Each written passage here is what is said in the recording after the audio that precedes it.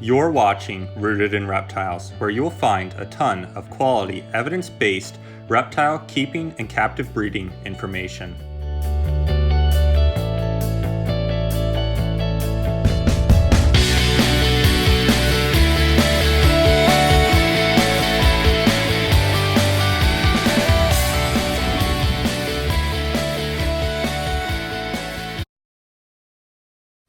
What's going on, guys, and welcome back to Rooted in Reptiles. I'm glad to see you back, and today we're going to be talking about why you are not a reptile rescue. I make this video with the intent to try and prevent people from making this mistake. So a lot of people that I see on Facebook come on and they post a picture of their newly acquired skink, which they say they've rescued. But to them they ask, how do you care for it? And what is it? You know, what locality or what subspecies is it? They ask, you know, how do I take care of this animal that I've just taken in as a rescue? And when you do that, you are effectively screwing that animal for a much longer period than you might realize. When you do that, you're not taking that animal from a crappy situation and putting it into hands that are knowledgeable and are capable of any rehabilitation, any medical issues, anything like that. It seems like a lot of times people who rescue animals don't even have the money to take them to the vet to get proper treatment. Now, I'm not saying that's always the case, because I do see plenty of people who do take animals that they've rescued to the vet. And that's great, you know, if you have that money and the knowledge to rescue an animal from a bad situation, then by all means do it. Now, knowledge is something, I believe that knowledge is the biggest part of being a rescue. If you don't have the knowledge in how to care for that specific animal, you know, that specific subspecies or locality of animal, then you are not a rescue. You're just someone who took in an animal for free or cheap, and you effectively are like someone who went to an expo and bought something on a whim. It's basically what it is. You might have wanted a blue tongue skink for a while, and you might have reptile experience working at a pet store or keeping leopard geckos or ball pythons, but that doesn't mean you're fluent in blue tongue skink care, especially when it comes to the care of that specific species or locality. So that to me is like pivotal. You know, if you can't care for it properly from the time you get it, then what are you? You're just someone who took in an animal and doesn't know how to care for it now. So it's one crappy situation to another crappy situation, and that's not good. Now, in my opinion, what makes you qualified to be a rescue, I believe that you have to have more experience than just owning one animal. You know, you don't get to experience a lot of issues or potential issues by caring for one animal. If you can successfully care for one animal, then great, but you know, you need to experience problems, because when you rescue an animal, you're going to have problems. It could be respiratory infections, it could be mites, it could be any number of health issues, MBD, anything like that.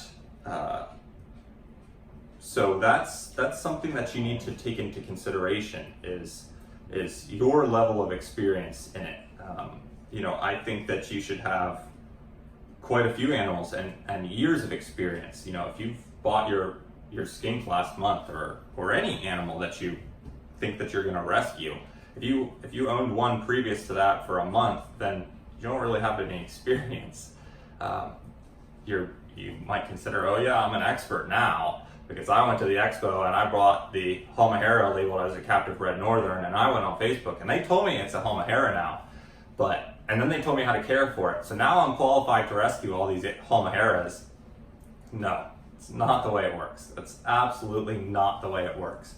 I believe that in order to effectively rescue animals, you have to have the money to be able to do so, because if they're given to you for free, it's going to cost money. More than likely, a rescue to me is something that has health issues, is in bad condition, is living in bad conditions, that sort of thing. So you have to have the money to be able to front, to go to your local reptile vet, take it there and have it be given a checkup. And then you have to be able to pay for any treatments that it might need from that point on. You cannot just get away with rescuing something and then putting it in proper conditions, because it might have underlying issues that aren't present. Reptiles, especially these blue-tongued skinks, are incredibly good at hiding issues, hiding health issues, hiding pain, hiding things like that. Their object, or their point in life is to survive. If they start acting, weak, then they're an easy prey target in the wild. So they don't want to act weak. They want to be able to have the strength and the cojones to carry on if they're hurt or if they're sick. They gotta be able to survive, to reproduce and to populate. So that's something that you have to take into consideration when doing a rescue animal. You have to think about, what is it going to take monetarily wise for this animal to be in the best shape possible. Now, I believe that for any rescued animal, they should be taken to the vet and given a checkup, unless you are very, very fluent in reptile medicine yourself. We're going to get into a whole different topic here about self-treating animals, but I believe that comes with experience as well.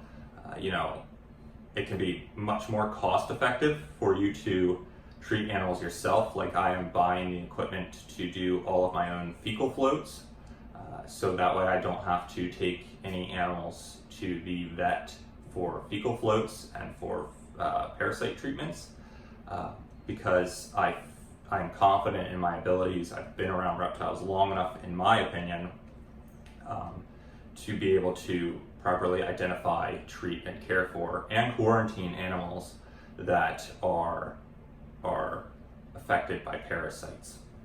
Now, I'm not going to sit here and say that I'm qualified to treat animals with MBD, because I'm not. I would take them to the vet, because that's over my head.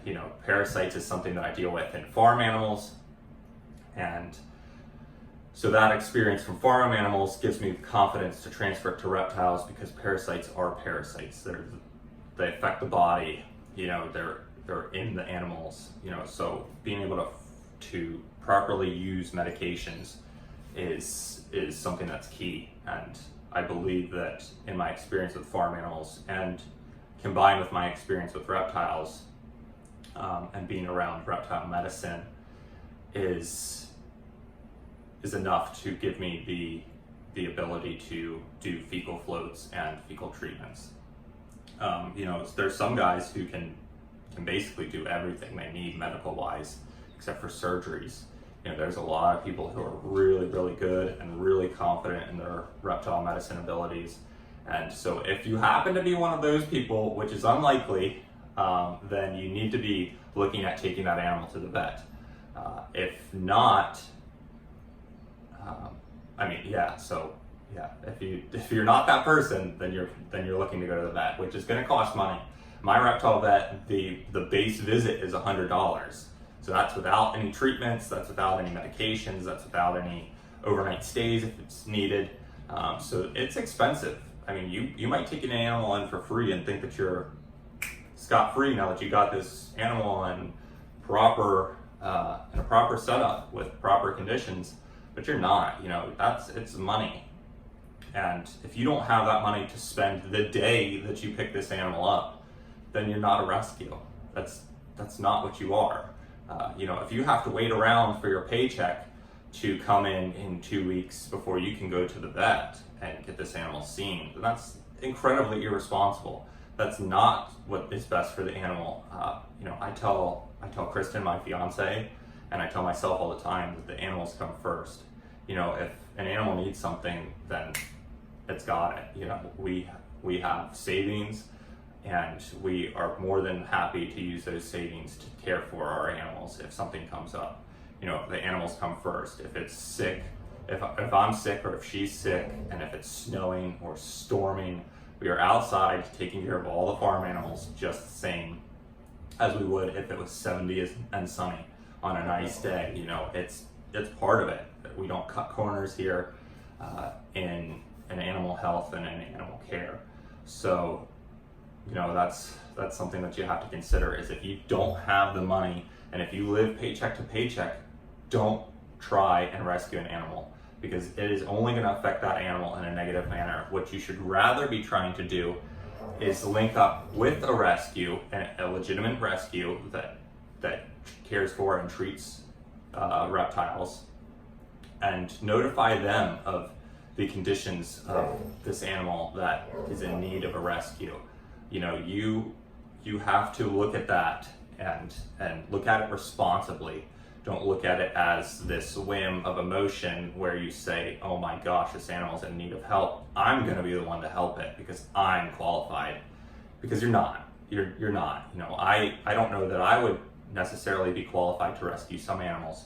There's some stuff that's just over my head, and there's some animals that are so bad that the best thing for them is euthanasia. As sad as that is, sometimes the best thing is to put an animal down. That's something that we deal with farm animals, and it's something that I find incredibly interesting, being in both hobbies, both the reptiles and the agricultural side of animals, is the way that it's looked at in both sides. In agriculture, farm animals, if they're like a cow, if it breaks its leg, that cow's dead, unfortunately. That cow is not going to recover. It's too big. It's too, cows are domesticated, but it's too wild to take it easy on that leg. It's not cost effective from a business standpoint to spend thousands and thousands of dollars on that animal when you can repurpose that animal into beef. Even if it's a dairy cow, you can repurpose that animal into beef, and you can consume that animal and you can appreciate the life that it had.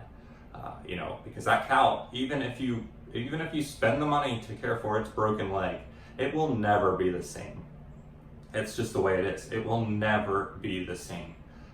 That's like horses. You can't, if a horse breaks its ankle, it's done, unfortunately. That's the sad reality of some of these animals. And I think the same can be and should be said for reptiles. I see people caring for reptiles that have zero quality of life, which is sad to me. That's sad to see that these animals need this such over-the-top care to exist. They don't do anything, they just exist in misery, and that's sad to me. That is bad, and it's just not good. It's nothing about it is good.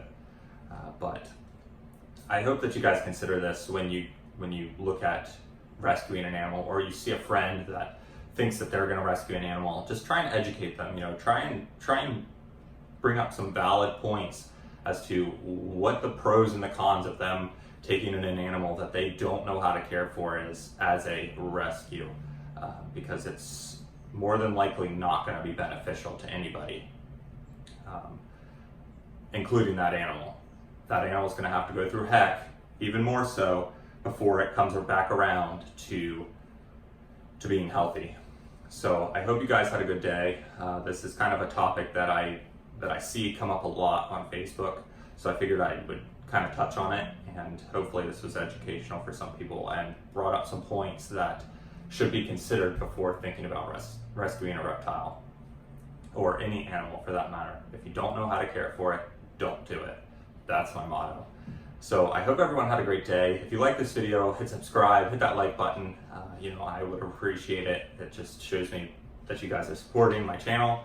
I'm not getting anything out of YouTube at this point. I'm not monetized, I'm not anything like that. So I'm just doing this for the fun, and hopefully for the future education of people. And with that, I'll let you guys go.